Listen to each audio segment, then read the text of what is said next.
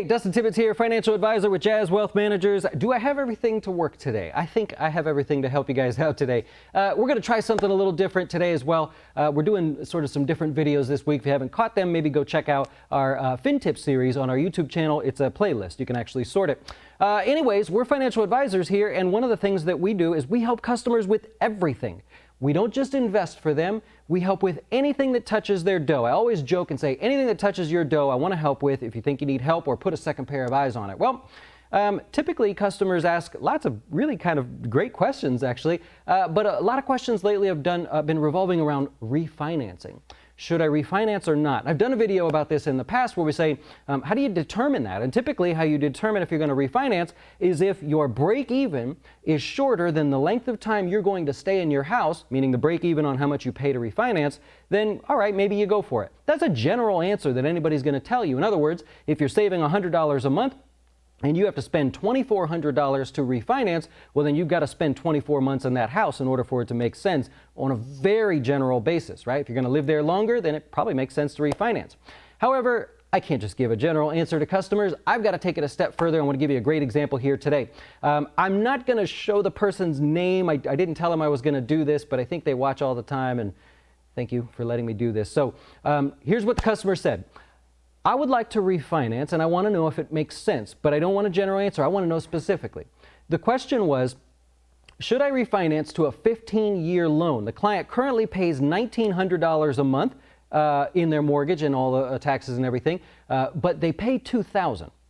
So what happens is they're putting an extra $100 a month away. I said, okay, well, that's good. So immediately I thought, what if we just go with that? Would there be a savings versus refinance? So he's not really asking me if he wants to refinance. He's actually paying more money anyway, so he's going to save money on his existing mortgage, but should he refinance and continue to pay more? All right, let's take it a step further. The customer says, I got a 15-year option. He's got a 30-year loan right now. 2.625% is the current would be the rate, and it raises his payment by $339. All right, so let's take a look here real quick. All right, so this is Nest Egg, financial planning software that we use for our customers, and this customer happened to have it all filled out for me, so it helped us out a lot. This customer is, I'll just show you right down here. There we go. Customer is currently paying $2,000 a month. $1,900 is the minimum. They're paying $100 extra. They're currently in a 30-year mortgage, 3.875. You can see it down there. $256 is left to go. The question is, should I refinance or continue doing what I'm doing? Now, the first thing I always do is look at cash flow. Do they have enough money to support $339 extra if they go with a 15-year mortgage? I tend to tell people to go with a 30-year and just pay.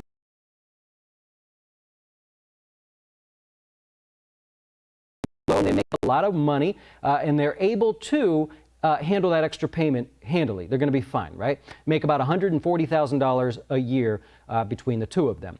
Okay. So the customer says it's going to cost $4,800. So I go in here. He can use the same thing. I share this software in advisor mode with every one of my customers here. And I'm going to just say, all right, let me model something for him. It's going to cost him $4,800. He's going to do a 15-year mortgage. And he told me the rate was 2.625. So we're going to model this. The first thing I want to do before I even try this is that $4,800. Where's that going to come from? This customer was specific to say they were going to pay it out of pocket. It would add $27 a month if they rolled it into the cost, so they were going to pay it out of pocket. I said, wait a minute, well, let's make sure you have enough money. Unfortunately, this customer, I can't show you that page because it'll show their name and everything, but they only have about $20,000 in extra dough, their checking account, savings account. So if I go over to liquidity, what I can see here is, do they have 3 months worth of living expenses? 3 months, just 3 months? They're short by $11,650.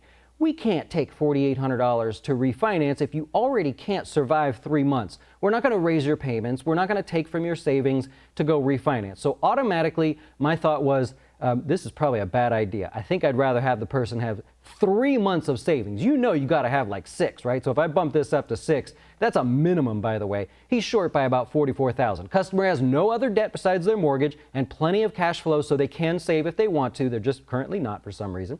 But let's go back. The purpose of today's conversation was the refi. Okay, so of course, I'm going to have to start over again. So we've got $4,800. All in all, we just want to know, are we saving money or what? What's the deal? What's the better way to go? How do I end up with more dough? So if we refinance $4,800, which would come out of our savings, 15-year note, 2.65. It's going to save $20,098. Sweet. Okay. Wow, that's looking pretty good. You notice the negative number there? There's a little negative number. Negative 14 months sooner actually means 14 months later in this software, and you could tell that over here. The current plan is right here. He's going to have it paid off in 2034. If we refinance to a 15-year note, he's actually going to take longer, assuming that he pays the current payment, which is going to be $339 more. So, okay, we're raising our payment, we're extending our duration, but we're saving $20,000. Maybe that's interesting. Now, here's the thing. I took this a step further and said, wait a minute, you're already paying more, right? So you're already paying $100 more than you have to. If your payment was going to go up by $339, let's add $229 more and see if it makes any difference. Do you save $20,000? Do you pay your mortgage off sooner? You know the answer is yes, but do you save $20,000? What if we keep the $4,800 in the bank and we just say, hey, you've got enough cash, you're already paying $100 more, go $229 more, which would be the same amount that you'd have to pay now. Let's see what's going on.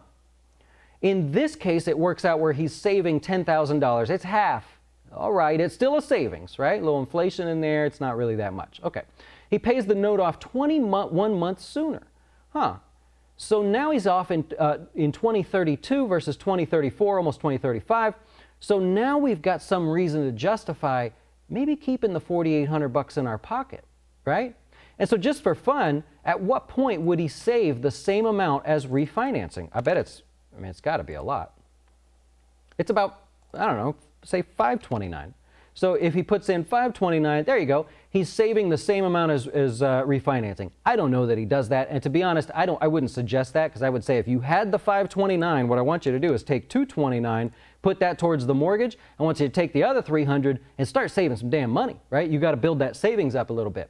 So in this case, what did we have? We had a refinance, 15 years, can handle the extra payment, saves $20,000. It makes him go longer on his mortgage. All right, is the goal to pay off the mortgage as soon as possible or to save the most amount of money, right?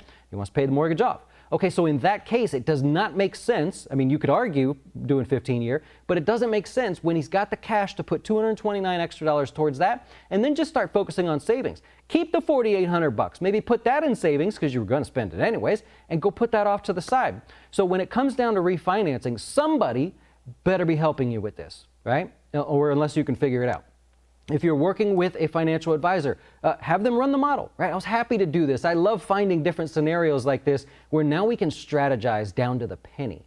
We don't have to guess. There's no general YouTube search, Google search, whatever. That's awesome. When we take a look at what he's got here, he's going to pay $229 more a month. That's what I would do. And then go focus on saving money. He has no other debts. He's in a great position. This family doesn't have debt, so they can save extra money, build an emergency fund, then go start working on building their wealth, because their mortgage will be paid off sooner. They can focus on generational wealth, maybe saving up to improve their wealth. Whatever they want to do, we could take it to that final step that most people never really get to.